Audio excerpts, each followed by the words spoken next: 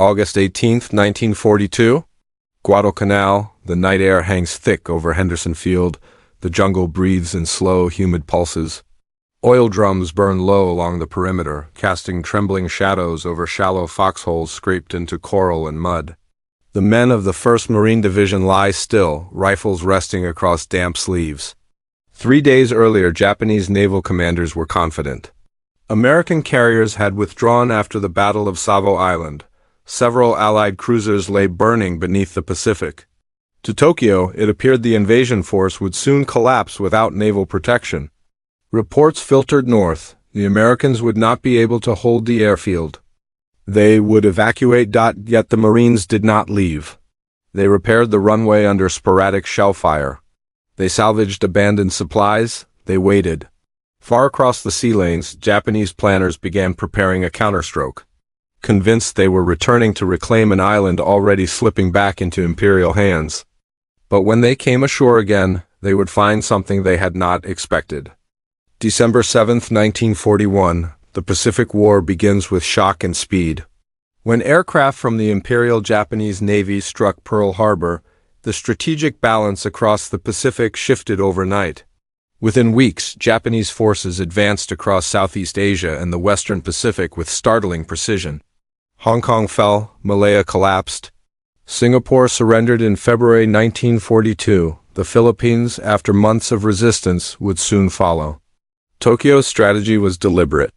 Japan sought to create a vast defensive perimeter, a fortified ring stretching from the Coral Islands in the north, down through the Marianas, across the Carolines, and into New Guinea and the Solomon Islands.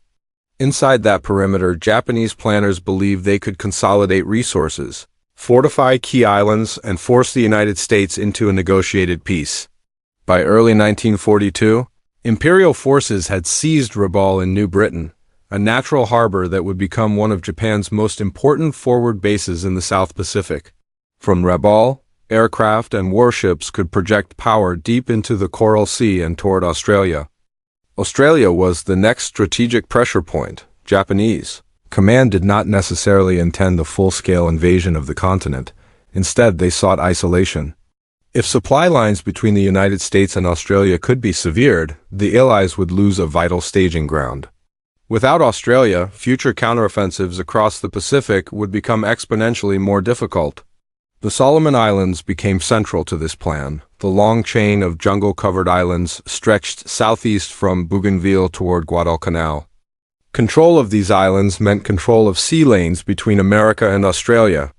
In May 1942, the Battle of the Coral Sea halted Japan's southward thrust toward Port Moresby.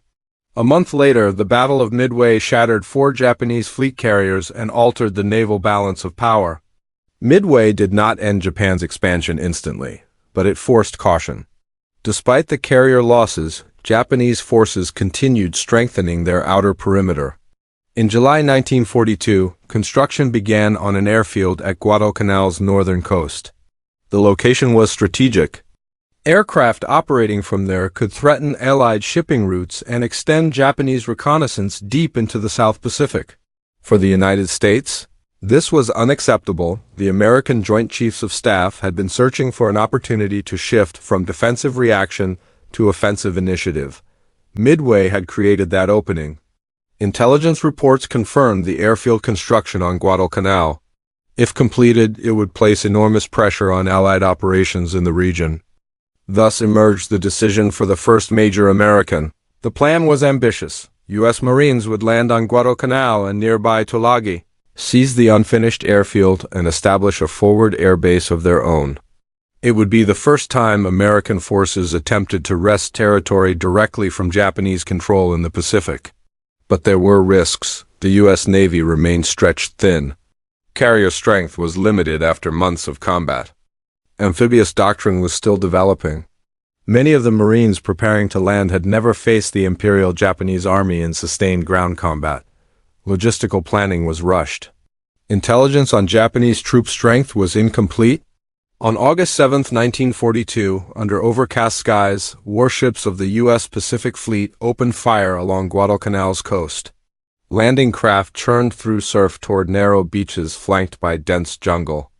The assault force consisted primarily of the 1st Marine Division, commanded by Major General Alexander Vandegrift. Initial resistance was lighter than expected. The Japanese construction units building the airfield withdrew inland. Within 48 hours, the Marines had secured the airstrip.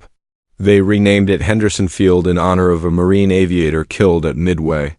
From Tokyo's perspective, this was an alarming but temporary setback. Japanese naval commanders believed the Americans had overextended themselves. U.S. carriers would not be able to remain indefinitely. Supply lines stretched thousands of miles across open ocean. If the Imperial Navy could isolate Guadalcanal and destroy Allied naval cover, the Marines would be stranded. In the days that followed, events seemed to confirm that belief. On the night of August 8th to 9th, 1942, fearing further attacks, U.S. naval forces temporarily withdrew from the area. To Japanese observers, the pattern was clear. The Americans had taken the island, but they could not hold it. Reinforcements were ordered south from Rabaul. The expectation was simple: a swift counterattack would crush the isolated Marines before they could entrench. Yet the situation on Guadalcanal was already becoming more complicated than either side anticipated. When American naval forces withdrew after the Battle of Savo Island, Japanese commanders believed momentum had returned to their side. From Rabaul, reconnaissance aircraft reported fewer Allied ships offshore. Intercepts suggested supply difficulties. Japanese planners assumed the Marines on Guadalcanal were lightly equipped and dependent on a fragile logistical chain stretching back to New Caledonia and beyond. In Tokyo, the prevailing judgment was clear: the Americans had made a reckless gamble. That assessment underestimated both the urgency and the improvisation already unfolding at Henderson Field. The airstrip the Marines had captured was unfinished when they took it. Heavy machinery lay abandoned. Fuel drums were scattered across churned coral. Engineering equipment was incomplete. Yet within days, Seabees and Marine engineers worked in relentless shifts, compacting the runway surface and preparing it for operation. On August 20, 1942, the first American aircraft landed. A small group of Marine F-4F Wildcats and SBD Dauntless dive bombers ferried in from escort carriers. This force became known as the Cactus Air Force, named after the Allied code word for Guadalcanal. From that moment, the island ceased being merely a defensive foothold. It became a contested airbase capable of projecting power over the surrounding sea lanes. Japanese command had not expected this development so quickly. Their initial counterattack was piecemeal. On August 21st, elements of Colonel Kiyonao Ishiki's detachment launched a nighttime assault along the Ilu River. The attack was executed with aggressive confidence, consistent with imperial doctrine that emphasized shock and offensive spirit. But American defensive positions were stronger than anticipated. Machine guns and artillery tore through advancing infantry. By dawn, Ichiki's force had been virtually annihilated. The scale of the defeat surprised Japanese headquarters. Rather than a token occupation force, they were confronting a reinforced Marine division supported by functioning air power. Reports from survivors painted a troubling picture. The Americans were dug in, disciplined, and unwilling to abandon the field. Still, Tokyo believed the situation was recoverable. Japanese naval strategy relied heavily on nighttime dominance. Destroyers and light cruisers began running high-speed supply missions down the slot, the narrow channel between the Solomon Islands. These operations, later nicknamed the Tokyo Express, delivered reinforcements under cover of darkness, avoiding American air attack.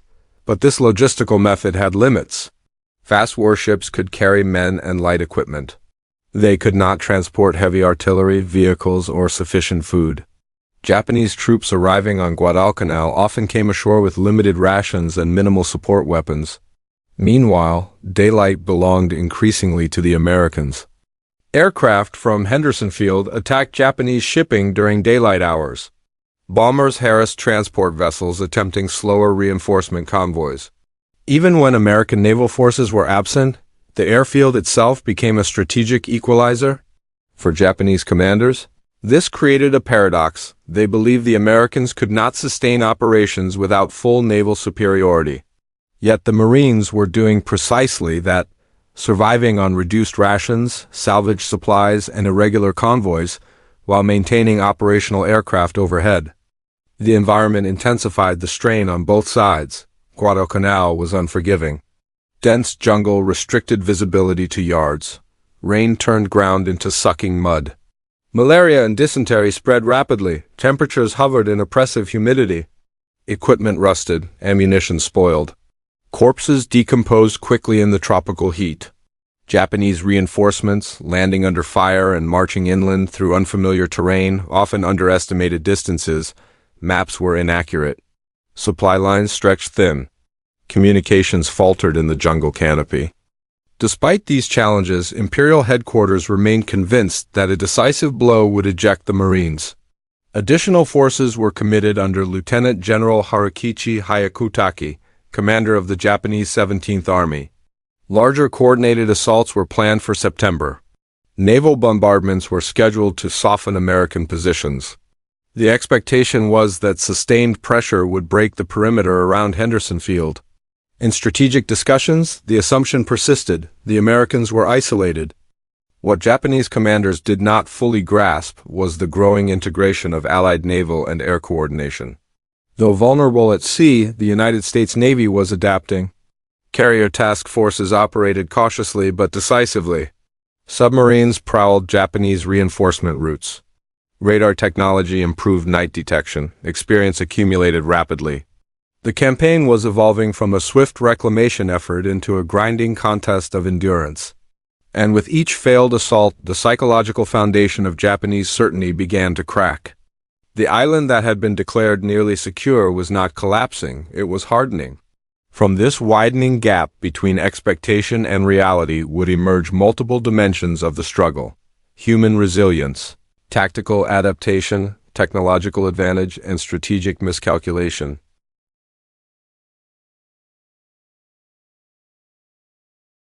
They fought in hours. Sleep came in fragments. Rations were reduced to what could be unloaded before Japanese ships appeared offshore. Ammunition was counted carefully. Letters home stopped arriving. Fever thinned the ranks as effectively as enemy fire. The 1st Marine Division had landed expecting a short operation. Night was the worst. Japanese artillery would open without warning. Starshells illuminated palm trees in ghostly white arcs. Patrols slipped through jungle darkness.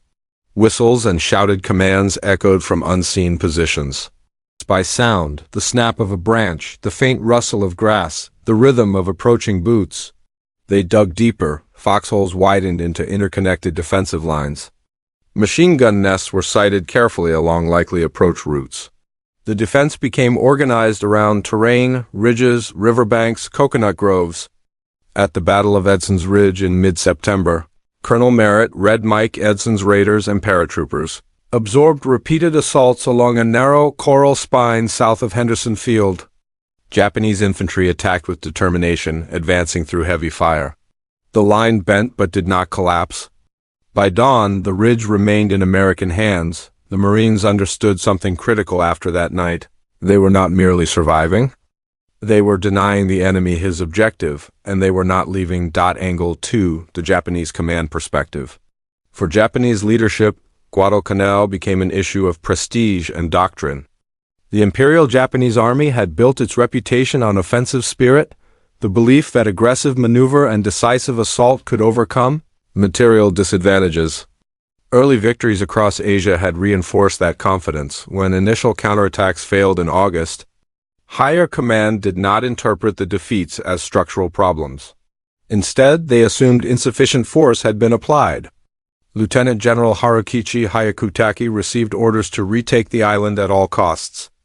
Reinforcements were dispatched from Rabaul. Naval commanders coordinated bombardments to suppress Henderson Field before major ground attacks. From Tokyo, intelligence assessments often lagged behind reality. Reports emphasized American supply shortages. They highlighted the vulnerability of Allied naval forces. The destruction at the Battle of Savo Island reinforced the belief that nighttime superiority could decide the campaign. There was a consistent assumption: the Americans were temporary occupants. Japanese planners did not fully account for American industrial mobilization already underway. They did not anticipate the speed at which U.S. shipbuilding and aircraft production would scale. Nor did they expect the Marines to entrench so rapidly and integrate air power so effectively. Each failed assault, rather than prompting withdrawal, triggered escalation. The island became a proving ground for resolve. And with every reinforcement convoy that slipped down the slot, Japanese commanders remained convinced that one final concentrated blow would shatter the perimeter. They did not yet realize that time was beginning to favor their opponent. Angle 3. The jungle as an enemy. Guadalcanal was not a passive battlefield. It imposed its own conditions. The island's terrain compressed visibility and distorted orientation. Thick kenai grass concealed approach routes. Rivers flooded unpredictably. Heat and humidity degraded equipment. Weapons required constant cleaning. Radios malfunctioned in damp air. Disease proved relentless. Malaria spread through both armies. By October, thousands of Japanese soldiers were weakened by fever and malnutrition. American medical units struggled with similar outbreaks, though supply convoys gradually improved quinine distribution. Food shortages hit Japanese forces especially hard. The Tokyo Express delivered men more reliably than provisions. Often survived on reduced rice portions or forage supplies. Combat effectiveness eroded. The jungle also amplified confusion during battle. Units became separated easily. Officers lost visual contact with flanking elements. Night attacks disintegrated into fragmented engagements across uneven ground. Artillery, when available, had to be manhandled into firing positions through mud and dense foliage. Even victory became difficult to exploit. Captured ground was hard to hold without steady supply. Retreats turned chaotic under pressure. Guadalcanal demanded adaptation. The Marines learned to establish layered defenses rather than thin forward lines. They prioritized securing high ground and river crossings. Patrols became smaller and more flexible. Japanese doctrine, which favored rapid offensive thrusts, struggled in the face of prepared defensive firepower and constrained terrain. The island itself slowed momentum. And as weeks passed, what had been envisioned as a swift reclamation turned into attrition.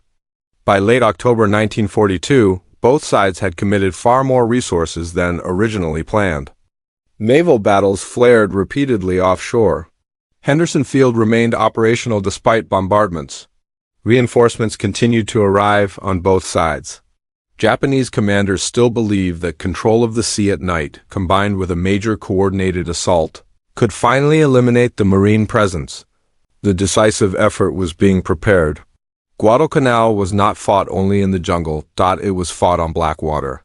1942, the seas around the island became one of the most violently contested naval corridors in history. Japanese destroyers and cruisers moved at high speed down the narrow channel Allied sailors would call Iron Batam Sound. The name would prove literal. Japanese crews were extensively trained in nocturnal maneuver and torpedo attack. The Type 93 long lance torpedo, oxygen-fueled and long-ranged, gave Japanese destroyers a lethal advantage in darkness. This advantage was demonstrated brutally during the Battle of Savo Island, when Allied cruisers were caught unprepared and 4 were sunk. For Japanese commanders, that victory reinforced confidence.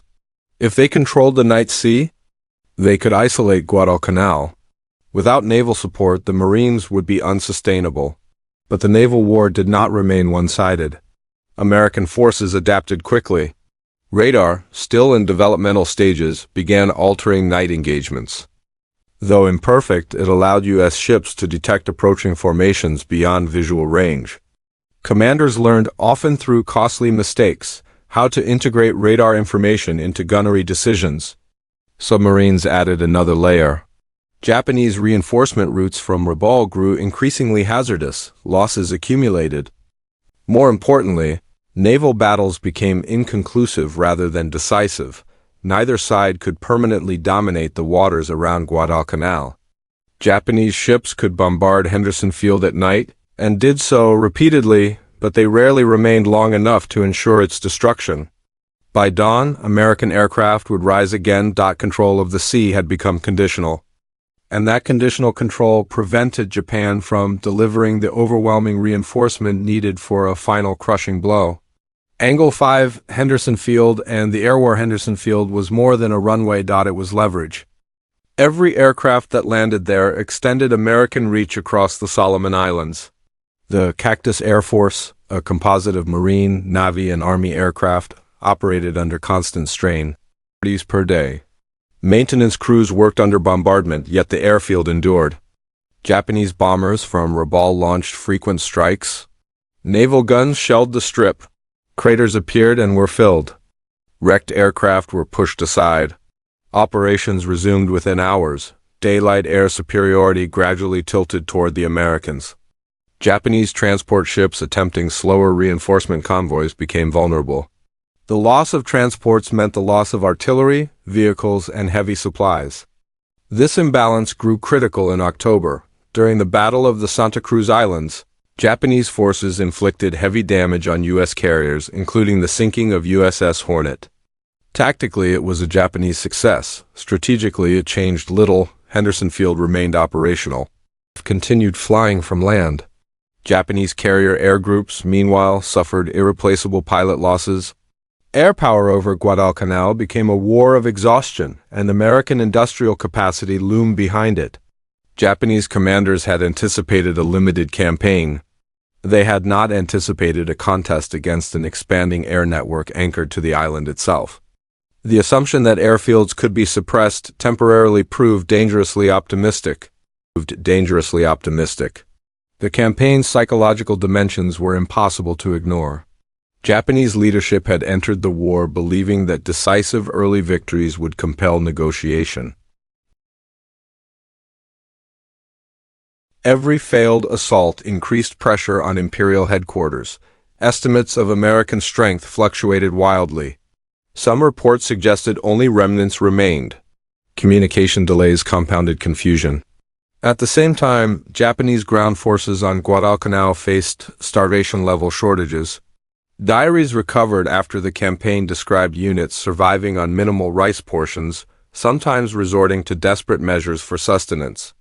Morale eroded quietly. American forces endured hardship as well. Disease rates were severe, and supply convoys remained vulnerable, but reinforcements gradually stabilized their position. Additional Army units began arriving to relieve exhausted. Instead, intelligence increasingly indicated buildup. Guadalcanal had shifted from an offensive reclamation to a test of endurance Japan had not planned for. The island absorbed divisions, ships, aircraft, and fuel at a rate disproportionate to its size. A coordinated naval bombardment to destroy Henderson, followed by a large transport convoy delivering thousands of troops for a decisive ground assault. Attrition in a single stroke. Japanese commanders believed that once the airfield was eliminated, the Marines would have no choice but to retreat. They did not yet understand how thin the margin for error had become. Because in mid-November 1942, or finally secured,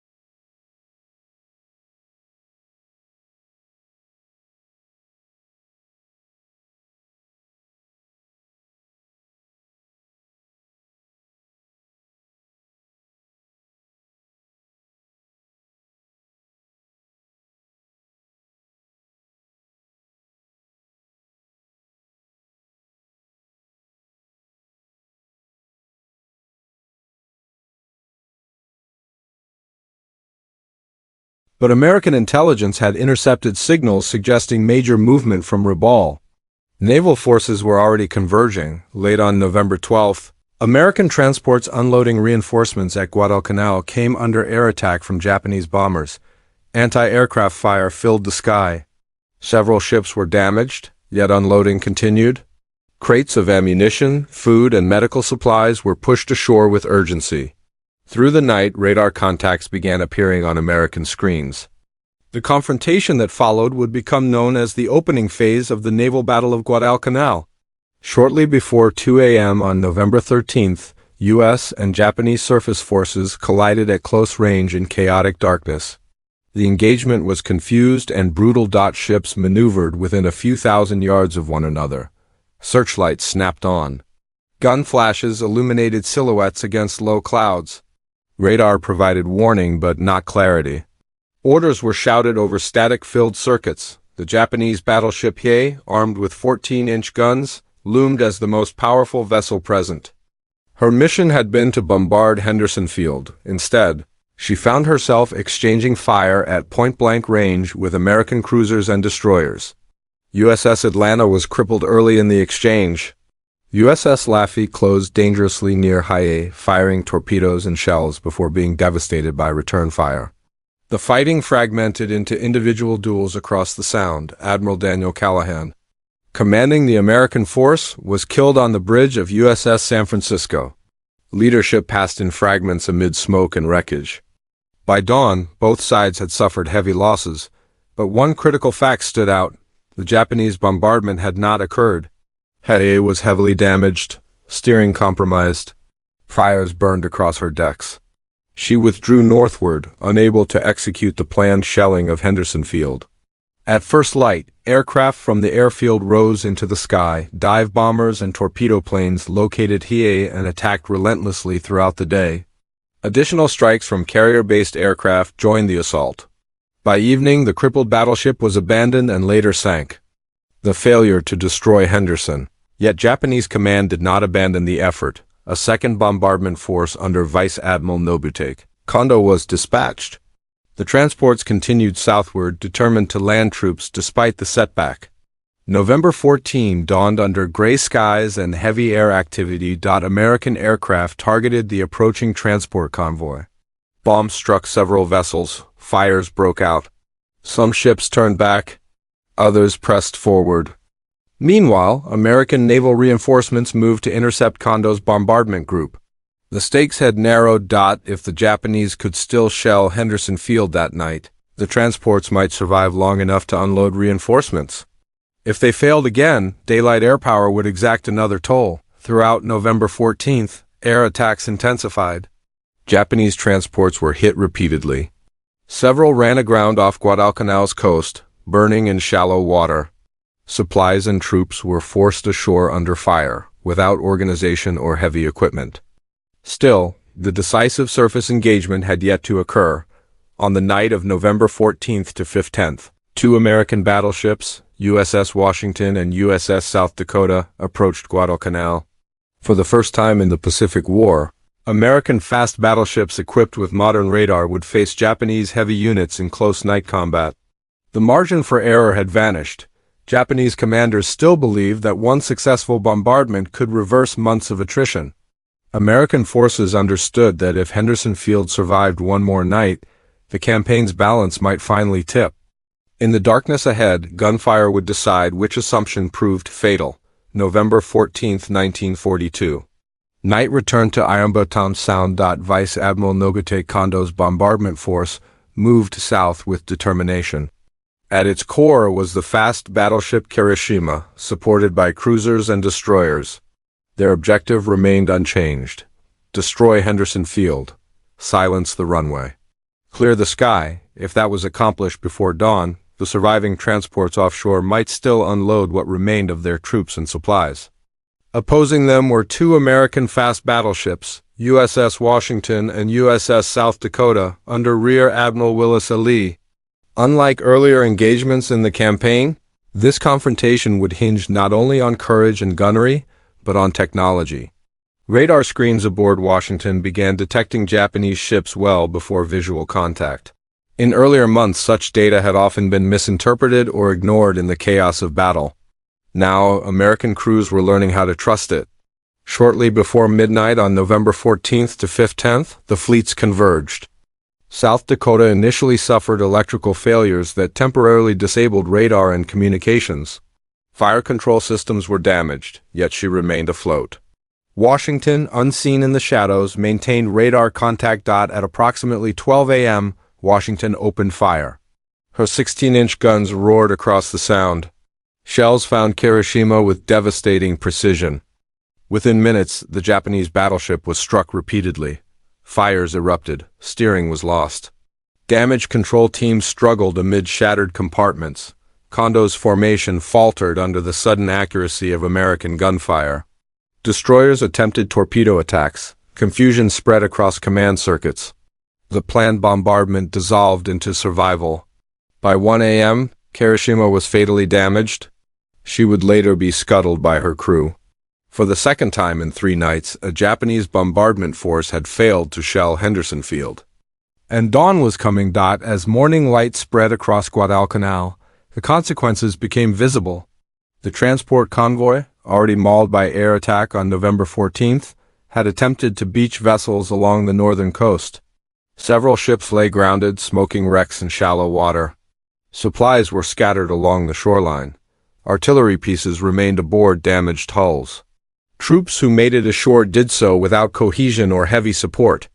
Aircraft from Henderson Field rose again. Dive bombers struck stranded transports. Strafing runs tore into exposed equipment. Fires intensified. By midday, most of the convoy had been destroyed or abandoned. Of the thousands of soldiers intended to spearhead a decisive ground assault, only a fraction reached the island, exhausted, under-equipped, and without sufficient food. The scale of material loss was staggering. Japan had committed battleships, cruisers, destroyers, transports, and veteran crews in an effort to reverse the campaign. Instead, they had lost 2 battleships, Heie and Kirishima, along with numerous other vessels and irreplaceable personnel. More importantly, they had failed in their primary objective. Henderson Field remained operational. The Marines and attached army units defending Guadalcanal awoke to the distant thunder of naval gunfire fading into silence. They did not yet know the full scale of what had transpired offshore, but they saw the result in the sky, American aircraft climbing unopposed from an intact runway. For Japanese commanders, the realization came in stages. The airfield could not be suppressed long enough to enable reinforcement. Night superiority alone was insufficient against radar-guided gunnery. Piecemeal logistics could not sustain large-scale offensives under constant air threat. The assumption that American forces would withdraw under pressure had proven false. Instead, every escalation had deepened Japanese losses. The November battles marked the final, large-scale attempt to retake Guadalcanal by direct assault. What had begun in August as a confident counteroffensive now stood as a strategic liability. In Tokyo, senior leaders assessed the mounting toll. Fuel reserves were shrinking. Aircraft losses were difficult to replace. Experienced naval crews had been lost in consecutive night engagements. The campaign had crossed an invisible threshold. Guadalcanal was no longer a matter of prestige. It was becoming a drain on the empire's capacity to wage war. And with Henderson Field still active, the initiative in the South Pacific began shifting, slowly but decisively, away from Japan. The island once assumed to be secure had become the point where offensive momentum fractured. What followed would not be another grand assault. It would be a reluctant calculation of survival. In the days following the November naval battles, the tempo of large-scale Japanese offensive action diminished. The destruction of the transport convoy had immediate consequences. Of the approximately 7,000 troops intended for the decisive assault, only a fraction reached Guadalcanal in organized condition. Heavy artillery, vehicles, and sufficient rations had been lost at sea or destroyed along the beaches. Those who made it ashore joined units already weakened by months of combat, malnutrition, and disease. Lieutenant General Harakishi Hayakotake 17th Army now faced a different reality. Instead of preparing for a final offensive against Henderson Field, his forces struggled to survive. Food shortages intensified. Rice allocations dropped to minimal levels. Soldiers weakened rapidly under tropical disease and caloric deficit. American forces, meanwhile, were stabilizing. Elements of the U.S. Army's 25th Infantry Division and American Division reinforced the exhausted Marines of the 1st Marine Division. Rotations became possible. Defensive lines were expanded. Supply convoys, though still vulnerable, arrived with increasing regularity. Henderson Field operated continuously. Japanese Attempts to interdict by air and sea continued through December 1942, but the scale was reduced. Without sufficient transport capacity and facing expanding American naval presence, the prospect of mounting another full-scale assault diminished. The strategic calculus began to shift in Tokyo. Guadalcanal had consumed significant naval assets, including 2 battleships during the naval battle of Guadalcanal. Cruiser and destroyer losses accumulated. More damaging still was the attrition of experienced aircrews and surface officers. The Imperial Japanese Navy had entered the war with a cadre of exceptionally trained personnel. That pool was finite. Replacement programs could not match the pace of losses sustained in prolonged operations around Guadalcanal. By December, internal discussions acknowledged a painful truth. Continuing offensive operations risked further depletion without realistic prospect of success. On the ground, Japanese soldiers faced mounting hardship. Allied patrols gradually pushed outward from Henderson Field, probing Japanese positions west of the Matanika River and into the interior. Resistance remained fierce in localized engagements. But organized large-scale attacks were no longer sustainable. Starvation became as deadly as combat. Captured documents and later testimony would reveal that some Japanese units were reduced to critically low rations. Disease rates climbed sharply. Medical supplies were insufficient. Morale eroded under the combined strain of hunger, illness, and isolation. The psychological transformation was profound. Only months earlier, Japanese command had assumed the Americans would withdraw after initial naval setbacks. Now, it was Imperial forces confronting the possibility of abandonment. In early January 1943, Imperial General Headquarters made a decisive choice. Guadalcanal would be evacuated. The decision was framed carefully to preserve morale. Public messaging avoided the word retreat. Instead, the operation was described as a strategic repositioning. Privately, however, it marked the first major voluntary withdrawal of Japanese ground forces in the Pacific War. The evacuation plan was designated Operation Kedot, beginning in late January and continuing into early February 1943. Japanese destroyers executed high-speed nighttime runs to extract surviving troops. The same Tokyo Express routes once used to reinforce the island were now used to remove men from it. The operation was conducted with discipline and skill under cover of darkness and diversionary air raids. Thousands of Japanese soldiers were evacuated successfully between February 1st and February 7th, 1943. American intelligence initially misinterpreted the increased naval activity as preparation for another offensive. Only gradually did it become clear that the enemy was departing. On February 9, 1943, U.S. forces declared Guadalcanal secure. The campaign had lasted 6 months. Casualty figures reflected the ferocity of the struggle. Japan suffered approximately 30,000 total casualties, including combat deaths, disease, and starvation. American losses approached 7,000 dead, with many more wounded or incapacitated by illness. Iron Bottom Sound lived up to its name. More than 24 major warships from both sides rested beneath its waters. But beyond numbers, the campaign marked a turning point in operational momentum. For the first time in the Pacific War, a major Japanese offensive objective had not only been halted, it had been reversed. Guadalcanal did not end the war. Japan retained vast territories across Asia and the Pacific. Yet the initiative had shifted. The aura of unstoppable expansion had been broken. The island that Japanese commanders once believed could be reclaimed swiftly had instead become the site where strategic confidence faltered, and the consequences would ripple far beyond the Solomons.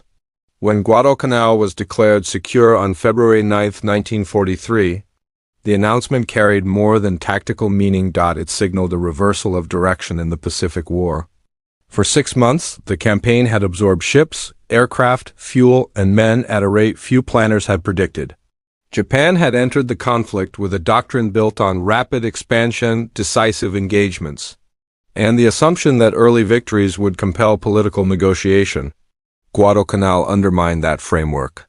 The initiative now belonged increasingly to the OIs. In the immediate aftermath, Japanese strategy shifted from expansion to defense.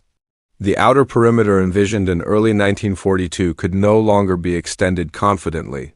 Instead, planners began fortifying interior lines, the Central Pacific Islands, the Marshalls, the Gilberts, the Marianas, preparing for a long attritional struggle. The psychological impact inside Imperial headquarters was significant. Guadalcanal demonstrated that American forces would not withdraw under pressure. Naval setbacks such as the Battle of Savo Island had not forced evacuation. Even after the heavy fighting of the naval battle of Guadalcanal, Henderson Field remained operational. The assumption that the United States lacked endurance had proven incorrect. Material disparities began widening rapidly. American shipyards, operating at accelerating capacity, replaced losses faster than Japan could. Aircraft production increased. New Essex-class carriers entered service. Radar technology improved in reliability and integration. Amphibious doctrine evolved from hard-earned experience in the Solomons. Guadalcanal became a classroom for adaptation. For the United States Marine Corps, the campaign exposed weaknesses and refined methods. Jungle warfare training intensified. Logistics planning improved. Coordination between Navy, Army, and Marine units strengthened. The defense of Henderson Field demonstrated the value of forward air bases in island campaigns, a principle that would guide operations across the Central Pacific. Future assaults at Tarawa, Saipan, and beyond would reflect lessons first paid for in blood on Guadalcanal.